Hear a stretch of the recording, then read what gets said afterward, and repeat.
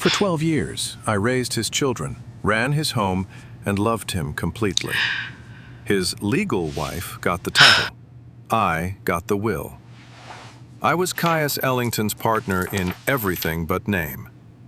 The conference room is silent. Margot sits at the head of the table. The children line one side. I sit at the far end, alone. The lawyer clears his throat. To Vesper Moreau, I leave the remainder of my estate. $1.8 billion. I watch Margot's certainty collapse. He never gave me a ring. He gave me everything else. Every face in this room sees a gold digger. In 3 days, her lawyers will try to prove I manipulated a dying man.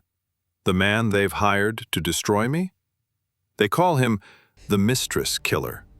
He's never lost a case. He hasn't met me yet. The conference room doors open, and the war begins. I walk through Whitmore and Associates like a woman leaving a crime scene, which, in their eyes, I am. The estate attorney doesn't look at me. Margot's lawyers part like I'm contagious. Behind me, I hear her voice, steady, lethal. I'll see you in court, Ms. Moreau. Not Vesper. Not the name Caius whispered for 12 years, Ms. Moreau. Like I was nobody to him. The lobby stretches ahead, marble floors, brass fixtures, the tasteful wealth of old money law. A security guard holds the door. Through the glass, I see them. Cameras. Dozens of them. I push through. White light stutters across my vision. Someone shoves a microphone at my face. Ms. Moreau, did you manipulate a dying man? How does it feel to steal from a grieving widow? Were you with him for the money? I keep walking, chin up, eyes forward. Caius taught me that. How to move through rooms that didn't want me. He had a lot of practice. 2 days ago, I wasn't even allowed at his funeral. St. Thomas Church, 5th Avenue. The service for Caius Aldrich Ellington. I stood at the back, behind a marble column, uninvited. The family had made that clear, through lawyers, of course. Everything with Margot is through lawyers. From my hiding place, I watched her perform grief. Black Chanel, pearls, dabbing tissue she never actually used. The pews were packed with senators, CEOs, the Aspen crowd, everyone who knew Caius as a name in the Times. Not one of them knew what made him laugh. The children sat in the front row, Hadrian rigid in his black suit, Verity staring at nothing, her face the color of chalk. She found him, I'd learn later. She was there when he stopped breathing. His last word was my name, not hers. And Caspian, 19 years old. Looking over his shoulder, scanning the crowd. He spotted me. Our eyes met. He started to rise. Hadrian's hand clamped his arm, pulled him back down. I left before the eulogy. The paparazzi caught me on the steps. Same vultures, different building, same appetite for ruin. My lawyer, Elena Vance, silver-haired, sharp-shouldered, and sharper-tongued, materializes at my elbow. Keep moving. Car's at the curb. Ms. Moreau? How much did he leave you? Is it true it's everything? I slide into the black sedan. The door slams. Silence. Through the tinted glass, I watch them scrambling for one more shot, one more piece of the mistress who stole a dead man's fortune. Elena hands me her phone. The headline is already live. Gold digger inherits billions. Mistress takes all from grieving widow. I touch my bare ring finger. No wedding band. No engagement ring. 12 years. And that's still the story. The car pulls away. The siege has begun. 3 days after the will reading, I meet the man they've hired to destroy me. His name is Thane Frost. The legal world calls him the Mistress Killer. In 15 years of contested inheritances, he has never lost a case. Widows, girlfriends, second wives, he's buried them all. Margot's lawyers chose well. The deposition room is beige and brutal. Fluorescent lights, a long table, water glasses no one touches. Thane sits across from me, flanked by Margot's legal team, 4 associates, 2 paralegals, a junior partner taking notes. I have Elena. And the truth. For now, I'm not sure which one matters less. Thane Frost is 42, though he looks like a man who stopped counting. Angular face, gray-blue eyes that don't blink enough. Dark hair graying at the temples. His suit costs more than my first apartment, but he wears it. Like he forgot he's wearing it. He clicks his pen. Once, twice, then sets it down. Miss Moreau. His voice is precise, unhurried. You were employed as event staff when you met Caius Ellington. Is that correct? Yes. You were 26. He was 55. Married. Yes. And you began a sexual relationship with him within... He consults his notes, though I doubt he needs them. 3 weeks of that first meeting. Elena's hand touches my arm. Warning. We became involved, yes. Involved. He writes something. For 12 years you lived intermittently at the Ellington estate in Greenwich, correct? When Margot was traveling. Which was often. Which was often. And you were financially supported by Mr. Ellington during this time? He provided... Did he pay your rent, Miss Moreau? Yes. Your car? Yes.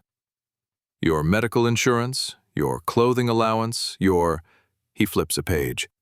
Annual trips to St. Bart's, which coincided with Mrs. Ellington's visits to her mother in Connecticut.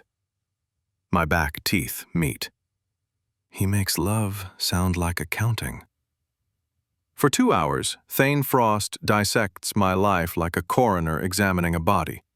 Every gift becomes evidence of transaction. Every kindness becomes proof of calculation. 12 years reduced to spreadsheets and suspicion. Then he asks about the end. Mr. Ellington was diagnosed with pancreatic cancer in April of last year. When did you first learn of his prognosis? The day he told me. 3 months before he died. And you remained involved throughout his treatment? I held his hand. Every day I was allowed. The fluorescent hum seems louder. Thane's pen stops clicking. Describe his final day. I don't want to. But the recorder is running, and the truth is all I have. He was at home, Greenwich. The hospice nurses had stopped intervening. Margot was in Palm Beach. She'd been there a week. And you? I was in the chair by his bed. I'd been there for 3 days. What happened? He woke up. Just for a moment, his eyes found mine. He tried to say my name. He couldn't finish the word. Silence. I held his hand, told him I loved him, told him it was okay to go. And then he did. Thane Frost stares at me. The pen is still. His gray-blue eyes, cold in the depositions I've watched online, aren't cold now. He reaches across the table and turns off the recorder. We'll resume tomorrow. The associates exchange glances. Elena glances at me sideways. But Thane is already standing, already leaving, clicking his pen again, faster now, like a man trying to outpace something. At the door, he pauses, doesn't look back. 9 a.m., Ms. Moreau. For 1 second, I almost thought he saw me. Not the gold digger, not the mistress. Just a woman who lost the only man who ever asked her name twice. But that's what monsters do, isn't it? They let you see their softer side so you'll look away from their hands. That evening, Margot files the formal will contest. Vesper Moreau is barred from the Greenwich estate until proceedings conclude. All accounts frozen, pending investigation. The war has lawyers now, and unlimited funding. The Mistress Killer has never lost a case, and I have just shown him exactly where I'm wounded. Night, my apartment, Upper East Side, the one Caius paid for, which they'll certainly mention at trial. 2 bedrooms I didn't need, a view I never asked for. Everything tasteful, expensive, and empty. I'm wearing his cardigan, charcoal cashmere, 3 sizes too big. It still smells like him. Sandalwood, cedar, the particular warmth of a man who sailed in August and held me in December. I haven't washed it since he died. I'm not sure I ever will. The photograph is in my lap. Old, creased at one corner. 12 years ago, give or take. I look impossibly young. 26. Hair, natural, a crown of coils I'd later learn to tame for the world he moved in. And Caius, smiling at the camera, his hand on my waist like he'd already decided something. I trace his face with my thumb. Then I turn the photo over. Not after Thane Frost looked at me like that. 12 years ago, the Waldorf, a charity gala for some foundation I couldn't have named if they'd asked. I was working catering, black uniform, white apron. 26 years old, $200 in my checking account, a degree in art history nobody wanted to pay for. The guests floated past me like I was furniture, which to them I was. Then he stopped. Caius Ellington, 55, silver hair already, swept back like a man in a painting, blue eyes that crinkled at the corners when he smiled, which he did unexpectedly, looking right at me. "You're not drinking the champagne," he said. "I'm not allowed to." "Says who?" "Says the people paying me." He picked up 2 glasses from my tray, handed me one. "Now you're a guest." I should have said no. I should have walked away. I took the glass. "What's your name?" he asked. "Vesper. Vesper Moreau." He said it back to me, like he was tasting it. Vesper. Evening star. My mother was romantic. Was? Is. Just disappointed. He laughed, not at me, like he'd heard his own voice in my words. "I'm Caius, and I'm fairly certain you don't belong here."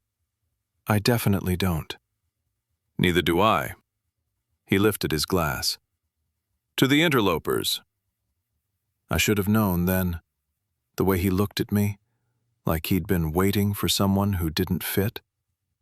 Like he'd been hollow for years and hadn't noticed until that moment. I didn't know he was married until our 3rd conversation. By then, it was already too late. I turned on the television. Mistake. Every channel, every outlet. Mistress takes all. Gold digger inherits billions. Second wife? More like second thief. Pundits dissect my face, my clothes, my calculated vulnerability. Someone's found photos from Hadrian's graduation, me in the audience, Margot conspicuously absent, and spun it into evidence of long-term manipulation. She was grooming those children, a legal analyst declares. I turned it off.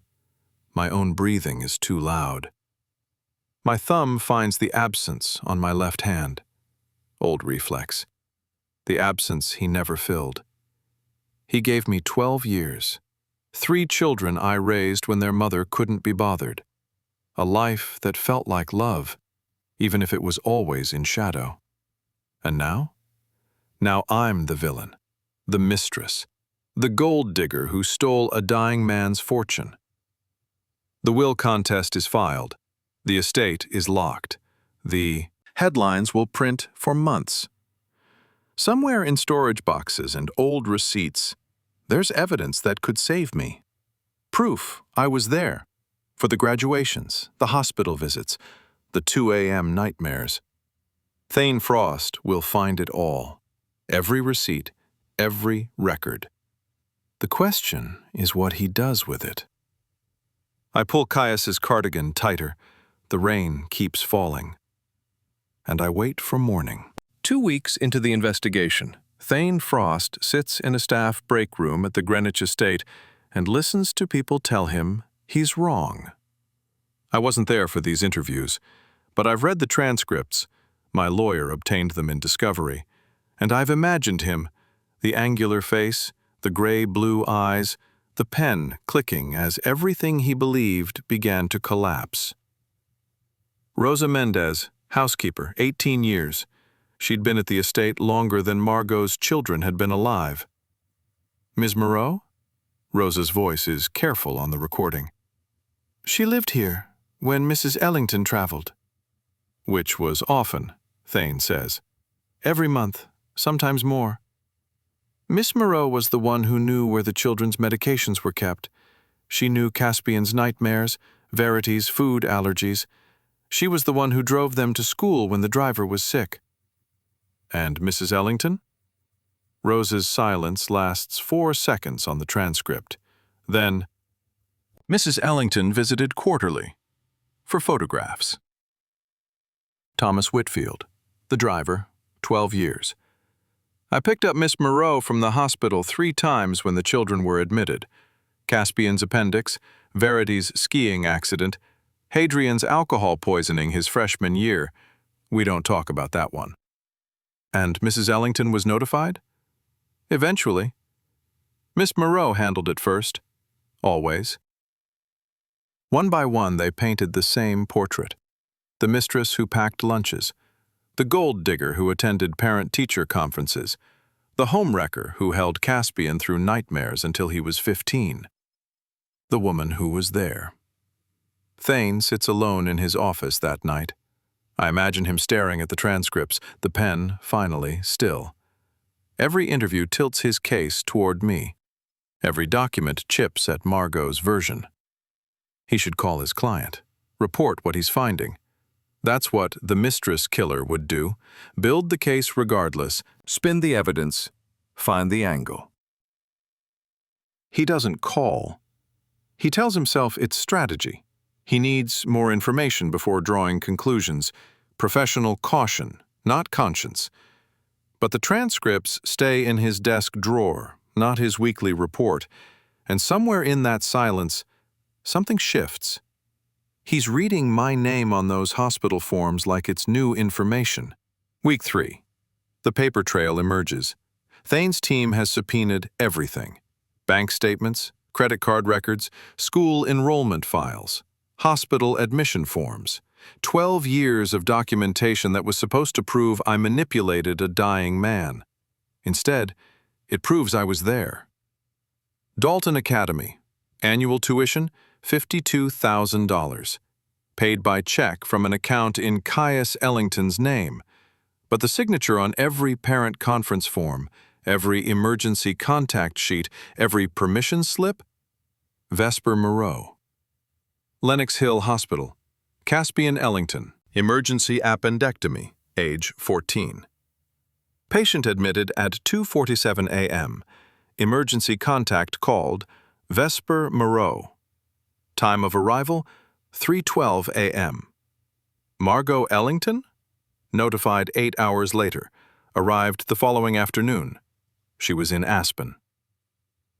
5 years ago, Columbia University. Hadrian's graduation. I sat in the 3rd row, navy dress, hair pulled back, trying not to cry. 22 years old. The boy I'd helped with calculus homework, who'd slammed doors at 16 and thanked me at 18, walking across that stage. Caius couldn't come. Too recognizable. Too many society photographers. The risk of being seen together in public, even after 7 years, was something he couldn't take. So I went alone. I scanned the family section for Margot. The seat beside the program labeled Mother was empty. She'd sent flowers. When Hadrian's name was called, I stood up. I clapped until my palms hurt, and when he found me in the crowd, afterward, he hugged me for exactly 3 seconds before pulling away. "Thanks for coming," he said, low, like it cost him. "You didn't have to." "I know. I wanted to." He never called me Mom. None of them did. But that afternoon, walking back to my car alone, I thought, maybe this is what it means anyway. Thane stares at the records spread across his conference table. Tuition receipts, hospital forms, report cards with parent comments in my handwriting. A decade of evidence that I was exactly what I claimed to be. He picks up the Lenox Hill form, Caspian's appendectomy, my name, my signature, my phone number at 2:47 in the morning. Margot's lawyer has scheduled a call for tomorrow. Progress report, strategy session, standard procedure. Thane should tell her what he's found. He should explain that her case is weakening, that the evidence supports the mistress, that every document he uncovers helps the woman she's paying him to destroy. He doesn't. He tells himself he needs more time, more information, that the full picture isn't clear yet. But the hospital form stays face up on his desk, and he can't stop reading my name. Emergency contact, Vesper Moreau. There at 3:12 a.m., while Margot was in Aspen. The second deposition is different. Same beige room, same fluorescent lights, same water glasses no one touches. But Thane Frost sits differently now, leaning back instead of forward, pen resting, not clicking. The posture of a man no longer certain who's interrogating whom. "Let's discuss the early years," he says, softer than before. "How would you characterize your relationship with Mr. Ellington in the first 5 years?" I consider lying, performing the uncomplicated love story that might serve me better. I don't. We were happy. At first, genuinely happy. He was hollow when I met him. I didn't understand that for years. I just knew I made him laugh. I knew his eyes changed when he looked at me. And the children? They were cautious. Hadrian especially. He was 14 when I came into their lives, old enough to understand what I was, old enough to resent it. But he warmed to you. Eventually, when he realized I was showing up when his mother wasn't. Children forgive a lot when you're there for their nightmares. Thane writes something, doesn't look up. "Did you ever consider leaving?" The question hangs. My throat tightens. Once. 7 years ago, late October. Caius and I had been together for 5 years. I found the texts by accident. His phone face up on the bathroom counter. A name I didn't recognize. Elise. Hearts and promises and "I'll tell her soon." Not me, not Margot. Someone else. A gallery owner in Chelsea. 3 months. He'd been telling her the same things he told me. I confronted him in the library. I remember the rain against the windows, the smell of wood smoke, the way his face crumpled when he realized I knew. "It didn't mean anything," he said. "Neither did any of your promises." He begged. On his knees, literally. A 60-year-old billionaire kneeling on a Persian rug, crying. "I'm sorry. I'm weak. You're the one I love. I'll end it. I'll choose you." I'd heard that before. The choosing part. I packed a bag, made it to the door. My hand was on the knob. And then I thought about Caspian, 12 years old, who'd started calling me when he had bad dreams because his mother never answered. I thought about Verity, 16, eating dinner with me in the kitchen because Margot's galas ran late. I thought about Hadrian, 19, still angry, still distant, but texting me his college acceptances before he told anyone else. I put the bag down. I stayed. Thane is quiet for a long moment after I finish. The recorder is still running. For the first time, he seems to have forgotten it's there. "You stayed," he says, not a question. I stayed. I don't know what that says about me.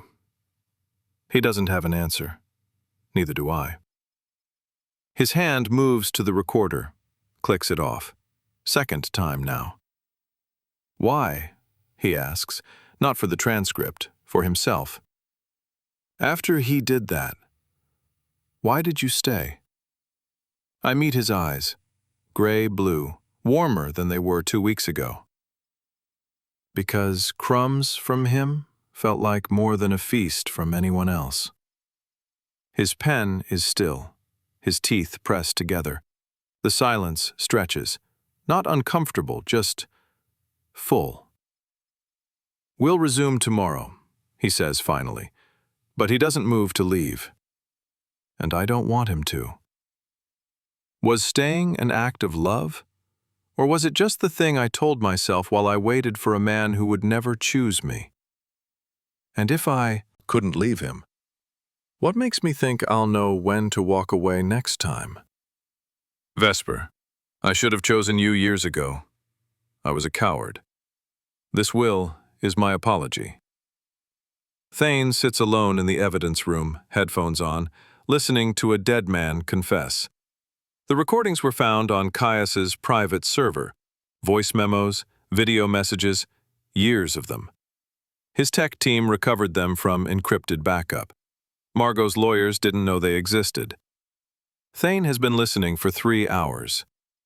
I told myself I was protecting the children, protecting the company, protecting you from the scrutiny. But I was protecting myself from having to be brave. Caius's voice cracks on the recording, the sound of a man who knows he's dying and finally finding the courage that escaped him for 12 years. You deserved better than shadows. You deserved a ring. You deserved to stand beside me at galas, not arrive through service entrances. I couldn't give you any of that, so I gave you everything else. I hope it's enough. I hope you'll forgive me. Thane removes the headphones, sets them down carefully, stares at the equipment like it's betrayed him. His entire case is built on a lie. The gold digger, the manipulator, the mistress who preyed on a dying man. The recordings prove otherwise. 12 years of love letters from a coward to the woman he couldn't claim. The Mistress Killer has never lost a case. He's about to lose this one. Margot Ellington's office at the Ellington Foundation headquarters, 42nd floor. Views worth the GDP of small nations. She sits behind a glass desk that costs more than most apartments.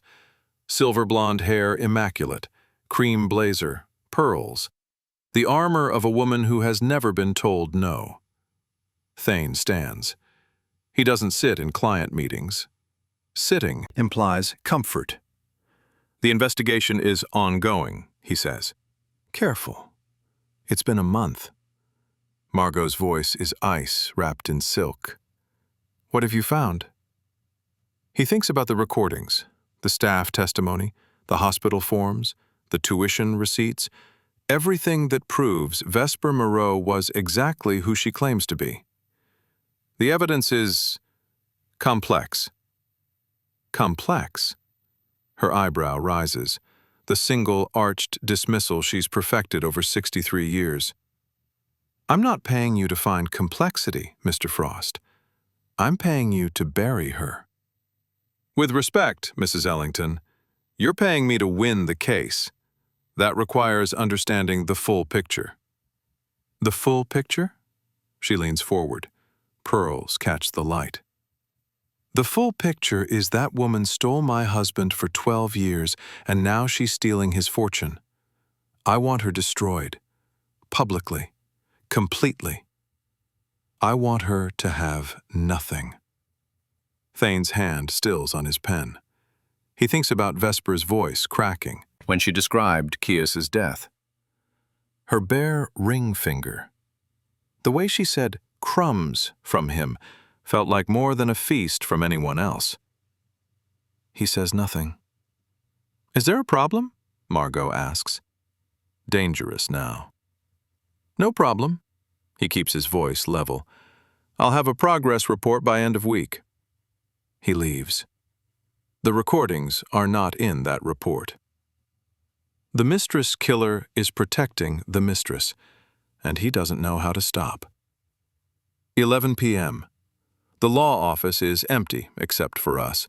Thane's tie is loosened, jacket abandoned on a chair, his sleeves rolled to the forearms, exposing the white scar across his left knuckle, something from another life he hasn't explained. Reading glasses he hates wearing pushed up on his forehead. I'm in cashmere tonight, soft gray, something I'd wear at home, not court. He'd asked me to review old photographs, anything that might help establish the timeline. What we're doing is improper. A lawyer working after hours with his opponent's key witness, no other counsel present. Any evidence we discuss could be challenged. Any conversation could compromise the case. Neither of us mentions it. The photographs are spread across the conference table. 12 years in fragments. Caspian's middle school graduation, Verity's 16th birthday, Hadrian's acceptance to Columbia, Christmas mornings and sick days, and ordinary Tuesday dinners. I pick up one near the center. Caspian, at 13, gap-toothed smile holding a science fair trophy. I'm standing behind him, hands on his shoulders, tears on my face.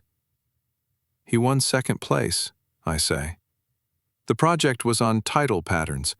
He'd been obsessed with the ocean that year. I drove him to the regional competition at 5 a.m. Margot was in Milan. Thane looks at the photograph, then at me. "He looks at you," he says quietly, "the way my daughter used to." Look at me. He didn't have to tell me that he has a daughter. Has, present tense, but the phrasing suggests distance. Used to? His jaw works. Iris. She's 14. Lives with her mother now. I see her twice a month. Less lately. The divorce. He trails off.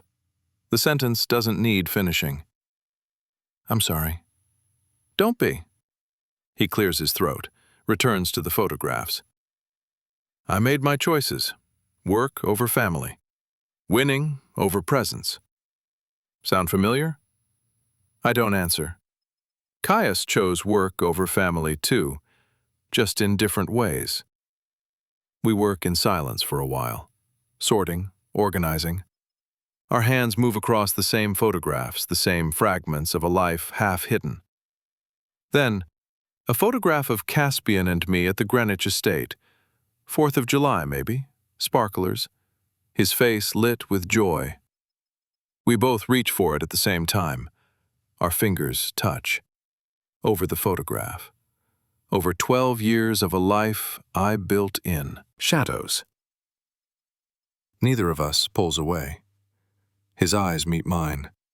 Gray-blue gone soft in the lamplight. Not the cold assessment of a lawyer, not the surgical calculation of the Mistress Killer, but a man deciding whether to risk it. He clears his throat, steps back. The moment breaks, but not entirely.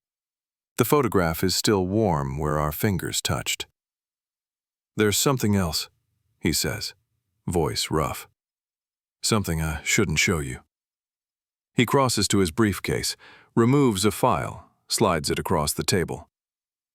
The therapist's notes. Dr. Caroline Ashworth. Court-ordered evaluation as part of the custody review for the will contest. I open the file. My hands are trembling slightly. Patient, Hadrian Ellington, 26. When asked to identify primary attachment figures, my father and Vesper. She was there when my mother wasn't. Patient, Verity Ellington, 23. Primary attachment? It's complicated. But Vesper was the one who came to parent-teacher conferences. Who drove me to the hospital when I broke my ankle? Patient: Caspian Ellington, 19. Primary attachment: Vesper. I don't remember a time before her. I close the file. My eyes are wet. You weren't supposed to show me this, I say. I know. Why did you? He doesn't answer immediately. His gaze holds the gray in it, almost blue in this light. And for a moment, I see the man underneath all that armor. Because it's the truth, he says finally. And someone should see it. We meet for coffee. Neutral ground. Almost normal. A cafe on Madison, the kind with $15 lattes and clientele who don't notice the price. Thane is already seated when I arrive. Gray sweater, no tie, the reading glasses he hates pushed into his hair. He looks like a civilian. It unsettles me. You came, he says. You asked. We both know how this would look to the Bar Association. That opposing counsel doesn't share cappuccinos with witnesses. That whatever we're doing stopped being professional weeks ago. I sit across from him, order something I don't want. Rain streaks the windows behind his head. Tell me about the promises, he says. Quiet. Not recording, not asking for the case, just asking. I don't know why I answer. Maybe because he asked the right question. Maybe because I'm tired of performing strength. He promised to leave her. My voice is flat. Dozens of times. Always with the same conviction. 8 years ago, the library at Greenwich. Fire burning low, rain on the windows. Always rain with Caius. Always storms we'd pretend were romantic instead of pathetic. He held my hands, looked into my eyes with that blue certainty that made me forget every broken promise before it. I'll tell her this month. I swear to you, Vesper. I'll choose you. That month ended. He didn't tell her. The next month. The next year. He never would. Why did you stay? Thane asks. The same question he asked before, but different now. Not interrogation. Recognition. Because leaving felt like losing. And I was already so tired of losing. He waits. Doesn't fill the silence. I didn't poison the children against Margot. My throat tightens. But I didn't protect that relationship either. I let myself become their mother. I never asked if that was fair. To them or to her. He doesn't look away. He doesn't offer absolution. Doesn't tell me I was justified. He just sees it. The love, the complicity, the woman who stayed too long. We're all participants in our own tragedies, he says finally. It doesn't mean we deserved them. I don't know if that's comfort or condemnation. Maybe it's both. Night before his next report to Margot is due. My apartment. He shouldn't be here. The buzzer rang at 9 p.m. I opened the door in cashmere and bare feet. He stood in the hallway, dripping rain, coat dark with it. Margot is releasing something to the press tomorrow. His voice urgent. Something about you knowing about Caius's other affairs? That you stayed anyway? I step back, let him in, close the door on the storm. Let her. My voice is steadier than I feel. It's true. I pour wine, offer him a glass. He accepts. We sit on my couch, closer than we should. The rain drums against the windows, insistent, and neither of us mentions how little space is left between us.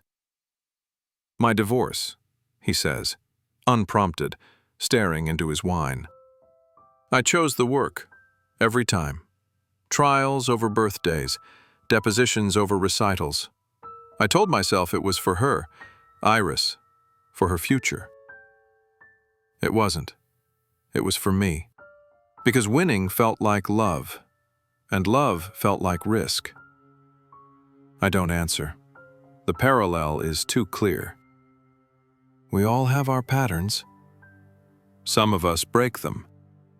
Do we? He sets down his glass, turns to face me fully. His hand rises, touches my face, fingers against my cheekbone, thumb brushing the corner of my eye. You deserved better than him. Someone who chose you out loud, every day, not in a will. I lean into his palm, close my eyes, feel the warmth of a hand that isn't Caius's, a man who's still breathing. I open my eyes. He's close, too close, a breath away.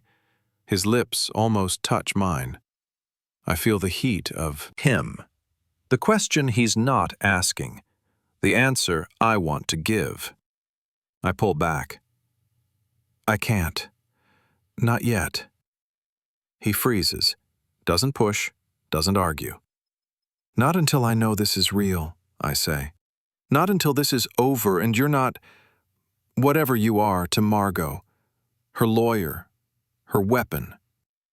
He nods, slowly, steps back.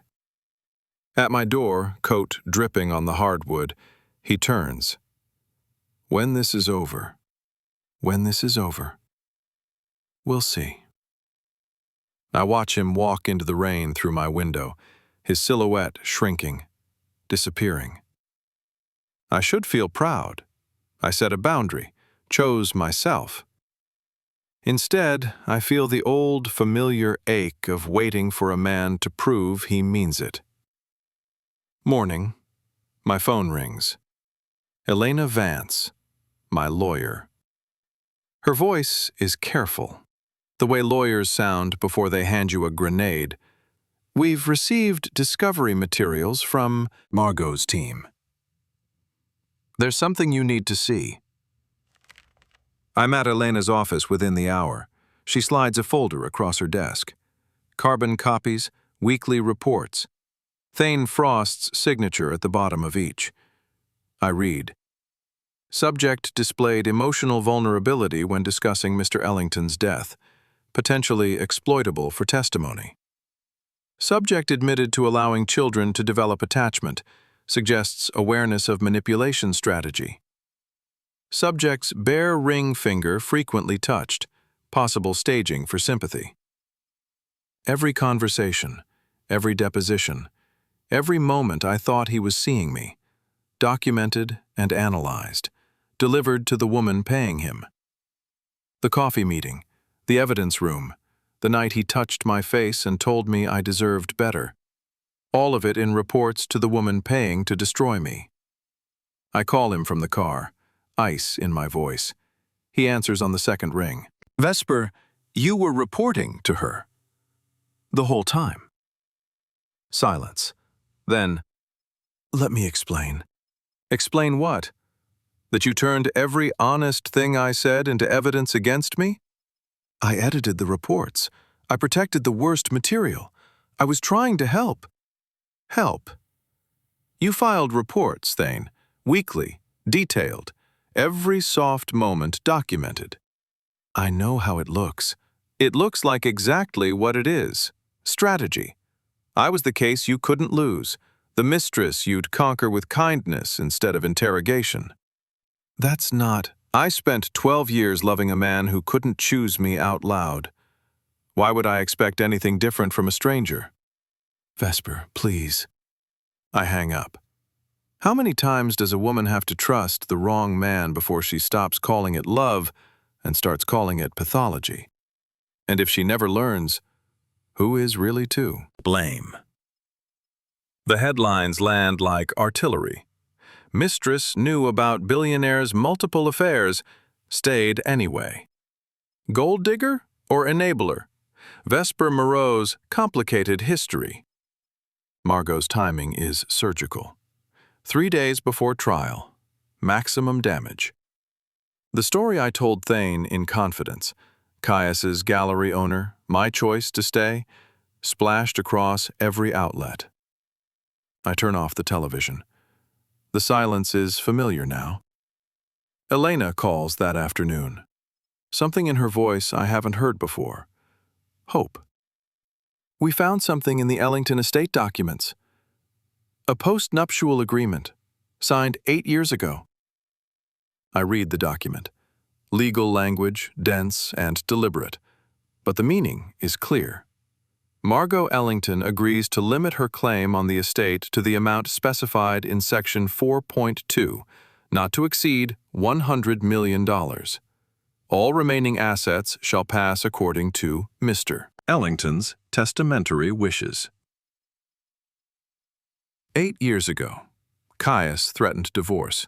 Margot panicked, couldn't face public failure. So, she signed. She already gave up her claim. The will doesn't violate anything. It gives her exactly what she agreed to. Her contest is greed dressed as grief. Caius's final weeks. Hospital bed. Monitors beeping. His hand thin and dry in mine. The man I loved reduced to bones and breath. "The will is done," he said, weak but clear. "Everything goes to you." I shook my head. "I don't want your money. I want you.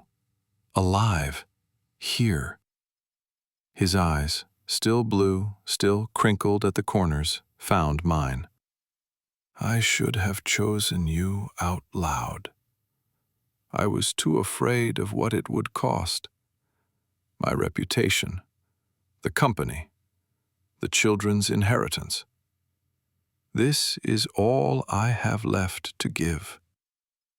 Please, take it." I stand in my apartment, wearing his cardigan one last time, the charcoal cashmere that still holds his scent. 3 days until trial. I'm alone. The man I was starting to trust betrayed me. The man I loved for 12 years left me money instead of marriage. The woman who wants me destroyed already signed away her claim.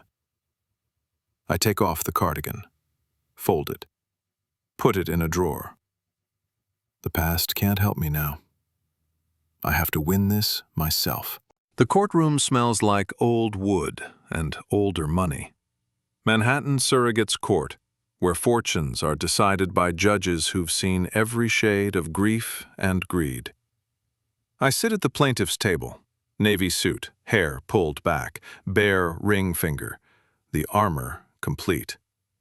Across the aisle, Margot, cream Chanel, pearls, performing the wronged widow one last time.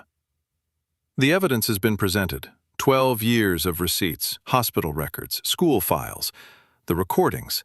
Caius's voice filling this courtroom, apologizing for cowardice he couldn't cure. Now, the witnesses. Margot takes the stand, swears to tell the truth. Doesn't mean it. Her lawyer guides her through the narrative she's rehearsed. The devoted wife, the blind-sided widow, the woman robbed by a predator. Then, cross-examination. My lawyer, Elena, rises, silver-haired, built for this. "Mrs. Ellington, I'd like to discuss the post-nuptial agreement you signed 8 years ago." Margot's face flickers, almost imperceptible, but I see it.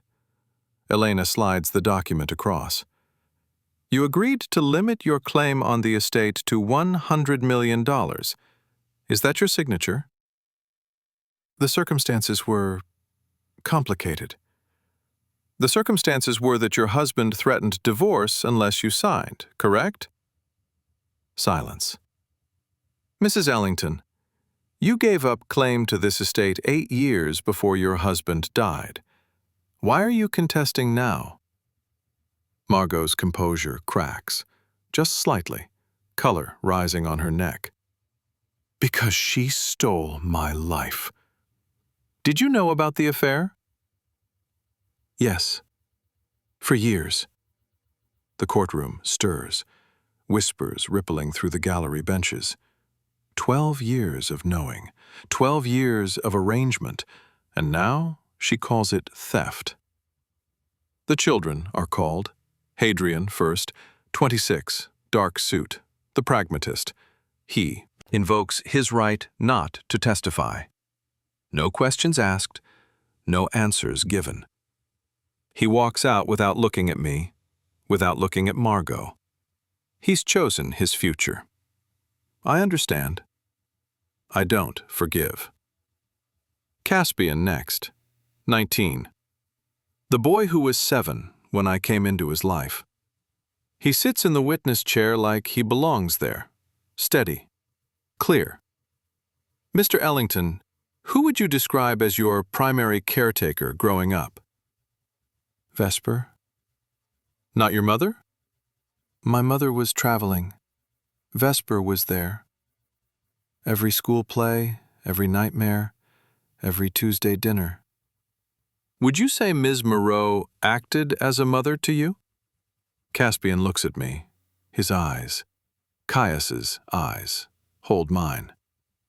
She's my mother. Not biologically, but in every way that mattered. She raised me. She loved me. She was there. My eyes fill. First tears I've allowed myself publicly. Verity last. 23. The torn one. The one who found her father's body. She takes the stand. Blonde hair, black dress. Her mother's face with her father's eyes. Even the stenographer's fingers pause. She looks at Margot, then at me, then at the judge. She was at every school play, every hospital visit, every nightmare at 2 a.m. Her voice is steady. This is costing her everything. She read to me when I was sick. She taught me to drive. She held me when Dad told us about the cancer. My father's last word was her name, not mine. She steps down from the stand, walks toward the door. She doesn't look at Margot. She doesn't look at me. She just walks out. The truth costs more than anyone will ever pay her back. The doors open. The courtroom turns. Thane Frost walks in. Charcoal suit, reading glasses he hates, the scar on his knuckle catching the light. Whispers erupt. He's Margot's attorney. Why is he here? He doesn't look at her, doesn't look at me.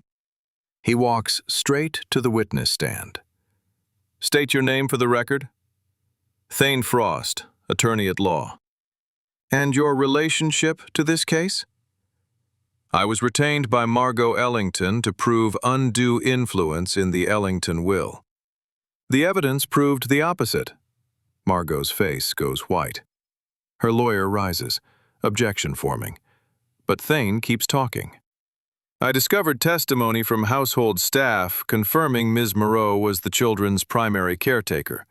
Hospital records listing her as emergency contact, tuition receipts, parent-teacher conferences, 12 years of evidence that she was there.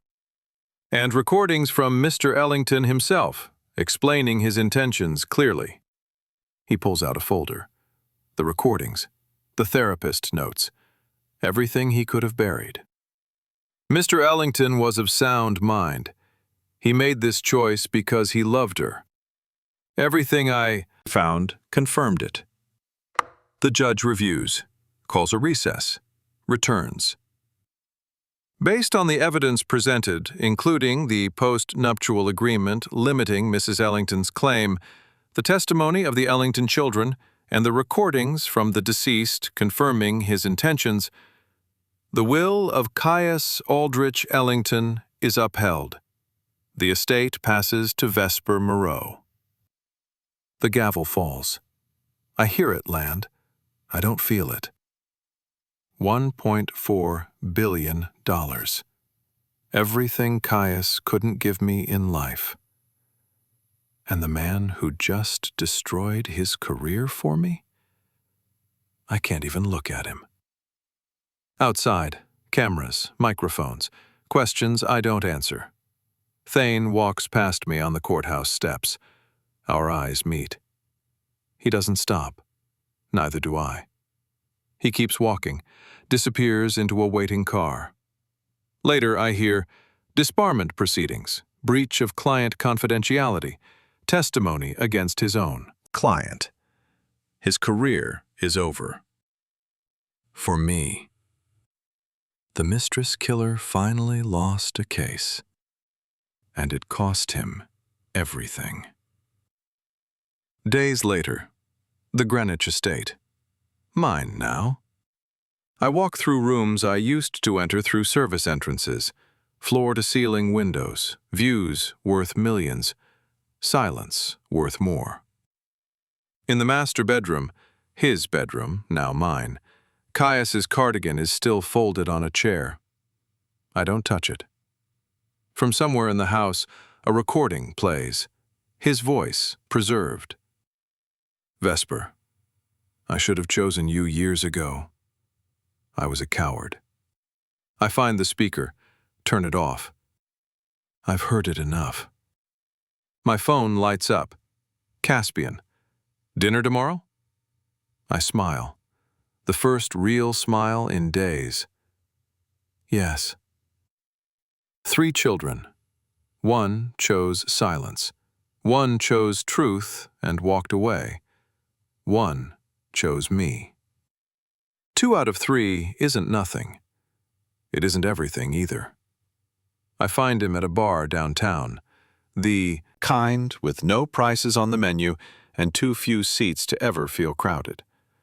Thane sits alone, sport coat over open-collar shirt, no tie, stubble heavier than I've seen it. He looks like a man who just burned his life down. I slide onto the stool beside him. You didn't have to do that. He looks at me, gray blue eyes, warmer now, tired. Yes, I did. I reach out, touch his face, the jaw I almost kissed, the stubble rough against my fingers.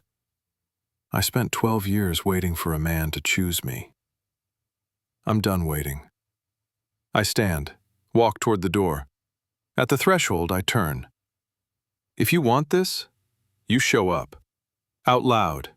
In daylight. No games, no strategy. Just you. Choosing me. Where people can see. He watches me. Doesn't follow. I didn't ask him to. Not yet. Is a will an act of love or an apology for 12 years of cowardice? Can you inherit someone's courage when they never showed it in life? And if a man destroys his career for you, is that enough? Or is it just another version of choosing you when it's too late? I stand at the estate window, my window now. $1.4 billion, 3 children who know the truth, a man out there somewhere deciding if his conscience is worth rebuilding. I look at my hand against the glass. Bare ring finger. He never gave me a ring. He gave me everything else. I'm not sure which one I wanted. But I know this. I'm done waiting for anyone to choose me. If Thane Frost wants me, really wants me, he'll show up.